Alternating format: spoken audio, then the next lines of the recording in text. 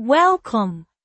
For conservative news and analysis, we bring you the latest updates, insightful commentary, and thought-provoking discussions on the issues that matter most to you. If you're passionate about defending traditional values and staying informed, highly doubt we will hear that. But I want you to know that when we take back majority, these will be the investigations that we take on. Now, I want you to know some other things that really bother me as we've spoken about the failure and absolutely purposeful refusal to protect this Capitol by Nancy Pelosi, the Speaker of the House, Chuck Schumer, and Mayor Muriel Bowser. These are the failures. They did it on purpose. There's other things I don't think we'll hear about tonight, and I want to remind everyone. Number one, we still do not know who the pipe bomber is. Who is the person? There are videos everywhere. It's all over the FBI website. But we don't hear that coming out consistently from the January 6th committee. You know what else we don't hear enough about? We do not understand what is happening to the over 800 people who have been arrested and charged for the events on January 6th. We don't know what is happening to them, and there are dozens of them right here in this city wasting away in the D.C. jail, being treated like political prisoners of war. And you know what? This is before they have been convicted of anything. They are there pre-trial, and no one cares about them. No one on this January 6th committee dares to ask a question, what is happening to these people and why their due process rights are being so flagrantly and horrifically violated pre-trial. Pre-trial, they are sitting in that jail. Do you know they have begged to go to Guantanamo Bay because they think terrorists are treated better than they are treated there. But no one cares about them. These people have been arrested and charged, and they're wasting in jail. You want to know something else that we're probably not going to hear about? What about the fact that there's a man named Ray Epps? Do you know who's not in the D.C. jail? Ray Epps. Ray Epps is not in the D.C. jail. And I know because I went in the D.C. jail. I did not see him there. He also is on video over and over again telling people to go in the Capitol. Well, I'm sure we'll hear about Ray Epps this evening. I don't think we're going to hear about Ray Epps. I don't think so. I don't think he's on the witness list. You know who else we probably won't hear about? The man on the scaffolding, the so-called scaffolding commander that told the crowd, told them, sent them, gave them orders to go in the Capitol, storm the Capitol. I haven't heard about him being questioned. Have you? No, I have not. No. You want to know something else? Here's a woman we don't hear anything about. A woman named Roseanne Boylan that was trampled in the tunnel, trampled to death. We never hear anything about this woman. She died in the tunnel of this Capitol, and I saw the video myself when I was in the D.C. jail from one of the people being held there, pre-trial, by the way, of her body being dragged across the floor, and then it was taken somewhere else. Do you know what happened when they were dragging her body away? They pulled her away from someone that was giving her CPR. She was pulled away from life-saving CPR. Why did that happen? Are we going to hear about that from the committee tonight? I doubt it. They don't care about Roseanne Boylan. Here's my major issue. We are representatives of the people of the United States. Rep. Marjorie Taylor Greene found herself in a back and forth with a Republican senator, who challenged her claims about the January 6th Capitol attack. The confrontation took an unexpected turn when the senator referenced Senate Majority Leader Chuck Schumer, attempting to shift the focus and implicate him in the events surrounding that day. This exchange is emblematic of the deep divisions within the Republican Party regarding the narrative around January 6th. Greene, a staunch ally of former America, and all I hear from everyone in this body is all they care about is themselves.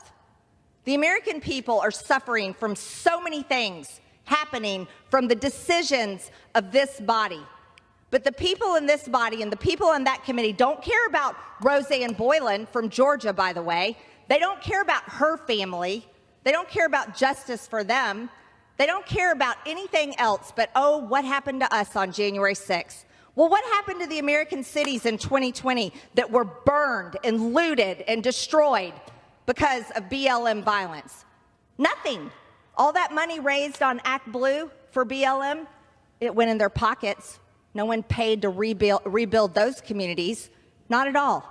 You know what else we probably won't hear about? Is Michael Byrd, who shot and killed Ashley Babbitt right out there. We don't hear about his reckless record of guns, which is all we've talked about all weekend here. We aren't hearing about that. Why aren't we hearing about that record? Why? Why is it he standing trial? He's not. He just gets to get away with it. Did you know, and it's on video, I bet you we won't see this video, but I've seen it and it's out there. Did you know Ashley Babbitt was trying to stop people from breaking in? That is on video. I've watched it over and over. She was trying to stop people from breaking in, and then she was shot and killed. Yes, a lot happened on January 6th, and here's my question. You know what else?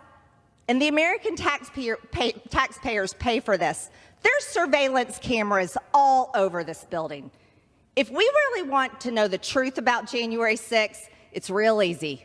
All we have to do is release the video footage, and everyone can see for themselves what exactly happened.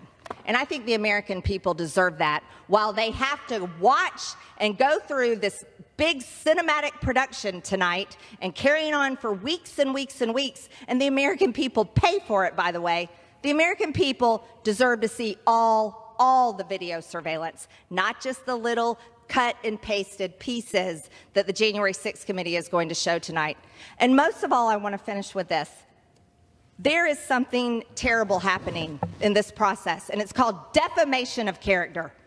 The 45th president of the United States' character is being defamed, and all of his staff and his family and all Republicans, everyone's reputation is being defamed as lies are being told about all of us and President Trump just for politics.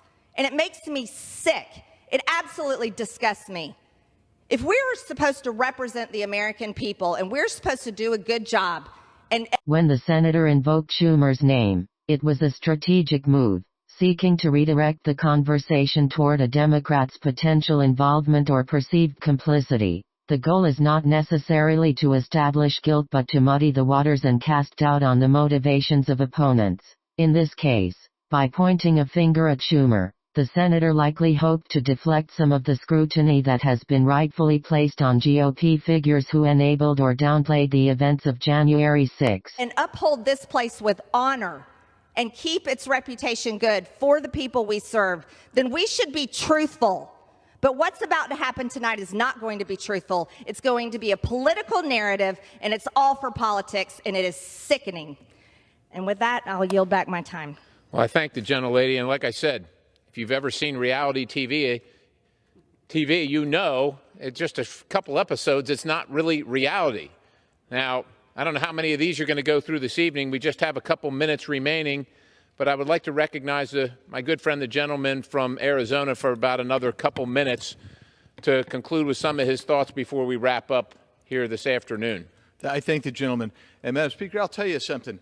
As I watch what this January 6th committee has done and unfolding it, and their constant attack of President Trump. Here's what I find interesting. It wasn't too very long ago that Chuck Schumer stood with a rabble attacking the United States Supreme Court. And Chuck Schumer said, we're going to come upon you like Justices Kavanaugh and Gorsuch, like the whirlwind. You will know. And he made threatening comments. And guess what? Last night, there was an assassination attempt. A gentleman's been arrested for attempted murder on Justice Kavanaugh. And not a peep from the president, not a peep from Nancy Pelosi, not a peep from anybody here. But you had a president who said, let's march peacefully up to the Capitol. Let's let them know you're here. Let's fight for our rights. And somehow that's incitement. That is not incitement, but this committee that's there, Mr. Perry, Representative Perry, they don't care about the truth. They don't care about equity. And I don't even like to say that term, equity. How about equality before the law?